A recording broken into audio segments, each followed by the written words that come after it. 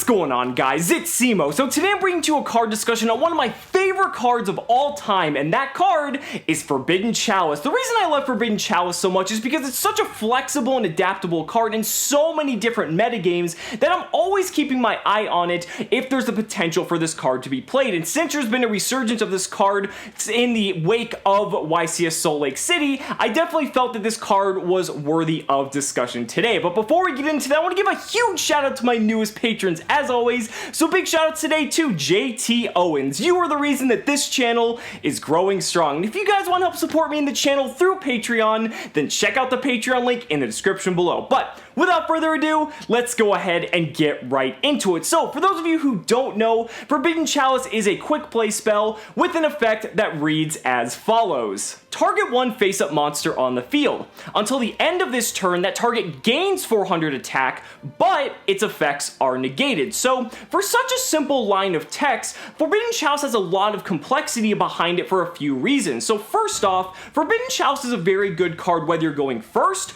or going second. If you're going first and you have this card in your opening 5-card hand, well, you can just set it in addition to everything else that you're doing for your turn, and your opponent just has another piece of effect negation that they're going to have to play through during their turn. Conversely, on the other hand, if they're going second, then you have a card that's going to be able to disrupt them in any of the disruptions they may have set up during their opening move, and it's going to help and make it easier for you to play through and break their board. And that's what I really like about this card. It's never really a dead card, apart from maybe if you're going up against an FTK, but in that instance, a lot of cards are dead in the same respect.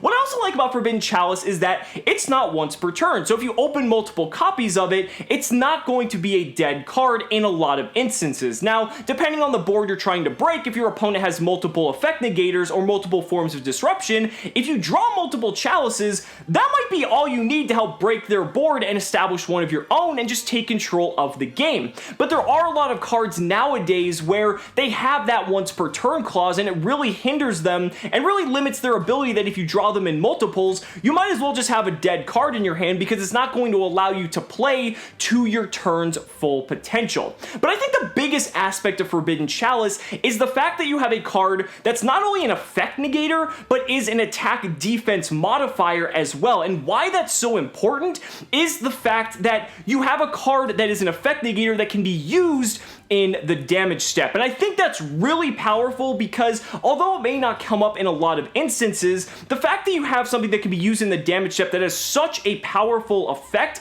can really turn the tide of the game when incorporated into the battle phase. And I'll get into an example of that a little bit later, how that can be used very efficiently. So what I want to do is I want to talk about Forbidden Chalice in the context of the meta and how this card can be applied. And obviously if you're watching this video in the future, there's going to be a ton of different other cards to incorporate this card against, so keep in mind and extrapolate these ideas for how you might be able to use Forbidden Chalice to its full potential. Let's start off with Pendulum Magician. Now, obviously against the Pendulum FTK, Forbidden Chalice isn't going to be the best card. However, one of the more popular builds that's starting to see a rise in play is the Utopic Zexal build, and if you guys watch my meta analysis, you're already going to know where I'm going with this because Forbidden Chalice is a way to counter Utopic Zexal. One of the strongest aspects about Utopic Zexal is the fact that there isn't really a lot of hard counters to it when you're going second. Now, obviously, if you have hand traps that might slow your opponent down from getting to the Utopic Zexal, but assuming they summon it and it's something you have to deal with, there aren't a lot of cards that can really handle the Utopic Zexal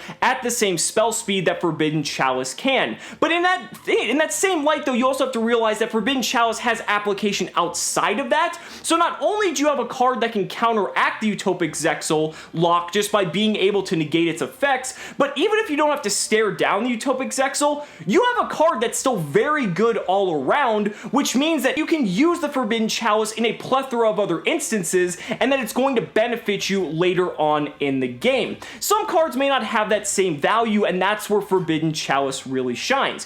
For instance, let's say if you're still going up against Pendulum Magician, some of the most common monsters you're going to have to deal with are Odd Eyes Vortex Dragon, or maybe Naruto the Moralist, Leader, or hell, even Evil Swarm Nightmare or Abyss Dweller. These are all cards that Pendulum Magician is very easily capable of making on their turn 1, sometimes in multiples, and if you have Forbidden Chalice, it's going to allow you to play through those monsters in a much more effective means. Hell, combo Forbidden Chalice with something like Regeki, and if they only have one board negate, you're going to be able to wipe their entire board, and that's only at the cost of 2 cards, meaning you still have 4 other cards to help establish your own board, or even go in for the OTK beyond that.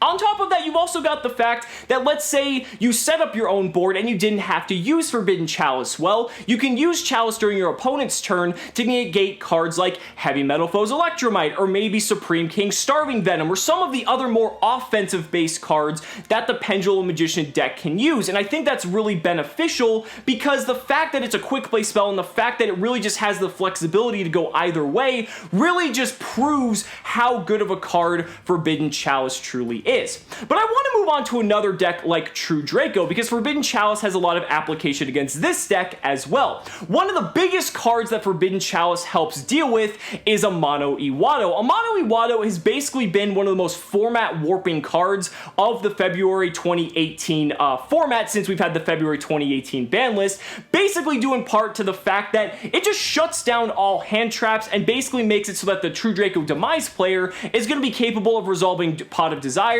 Card of Demise, basically any of their draw spells without having to worry about getting hit by Ash Blossom and Joyous Spring or Ghost Ogre and Snow Rabbit. But Forbidden Chalice can make it so that you negate the Amano Iwado and all of the hand traps that you have in your hand are now live against the True Draco player, meaning they're going to have to make the tough decision of whether or not they want to go all in or not. And what's also really cool about Chalice is that it negates Amano Iwado's effect until the end of the turn, meaning Amano Iwado will not go back to the True Draco player's hand during the end phase, since Chalice negates until the end of the turn. Now, the effect will be turned back on during your turn, meaning you won't be able to use monster effects. However, it will mean that if you have the means to run over the Amano Iwado, you'll be able to send it to the graveyard and won't have to deal with it in later turns. And I think that's extremely beneficial because it almost baits the card out of their hand, meaning that your hand traps are going to be live at some point or another. Now, it can be a little bit difficult getting over a monster with 1900 attack without effects, depending on the type of deck that you're playing with. However, it's still a cool way to help play around a card like Amano Iwado and basically make it so that your opponent isn't Card of Demising you for 3 without any fear of getting hit by Ash Blossom. But you can also use it against other cards in the True Draco deck as well, such as Majesty Maiden or Ignis Heat. What's really cool about Chalice is that by being able to deny them from being able to search something like Masterpiece or maybe Heritage or Disciples during your turn, that means that if they don't already have the Masterpiece in their hand, or because they had Card of Demise, they had to discard their whole hand in the end phase, meaning there's no chance they have that Masterpiece, Chalice can deny them from getting that search when they're going to be searching it from you activating a single card, which means they're not going to have multiple forms of disruption during your turn in using a trap card like True King's Return or True Draco Apocalypse to not only sack off the trap itself, but to summon out the Masterpiece. And by having that level of foresight and just preemptive means of just not getting just completely blown out, Forbidden Chalice is able to really prove its worth. It's also really good against Masterpiece. If you're dealing against a monster trap immune Masterpiece, Forbidden Chalice will actually be able to make it vulnerable to those types of card effects for the duration of the turn. Now, do keep in mind that once Forbidden Chalice wears off during that turn, its immunities will return, so it's not going to be permanently just vulnerable to everything again, but for that one turn, if you have the opportunity to maybe pop it with a monster effect, or if you have a trap card that might be able to remove Masterpiece from the field, Forbidden Chalice will help you get there. You can also use Forbidden Chalice against a deck like Trickstars. I mean, you can negate stuff like Candina if you really want to, but I think one of the coolest applications here is using it against Trickstar Lilybell. So if your opponent attacks you with Trickstar Lilybell, in the damage step, you can activate Forbidden Forbidden Chalice, raise its attack by 400, and negate its effects. Now what's really good about this is the fact that since you're in the damage step, the Trickstar player is not going to be able to use Trickstar Licorice to tag out the Lilybell and potentially special summon it again, whereas other means of effect negation such as Effect Veiler or Breakthrough Skill or things like that aren't going to be able to work in that same way, and you could still potentially get blown out by Lilybell, but Forbidden Chalice isn't going to allow that because you have the benefit of using a card like Forbidden Chalice in the damage step, and that's what's so cool about this card. The fact that you get to use a card like this in the damage step, get that effect negation. Sure, you might take a little bit of extra damage, but it's going to save you in the long run because that means you're not going to be able to get the benefits of that Lilybell, and basically you're going to have a whole nother turn to survive. So again, just really adding to the versatility that a card like Forbidden Chalice really has. Now, again, like all cards I discuss, these cards do have their downsides. For instance, Forbidden Chalice is inherently a -1, meaning when you use Forbidden Chalice, sure, you are negating an effect, but you're using a card and your opponent isn't losing anything at the very least in terms of card economy. You might be denying them from maybe special summoning a monster, and that could technically be considered a 1-for-1 because I guess they're not gaining a resource and you're losing a resource, but at the same time, this card is a -1, so you do have to keep in mind it's kind of in line with Effect Veiler in that respect, where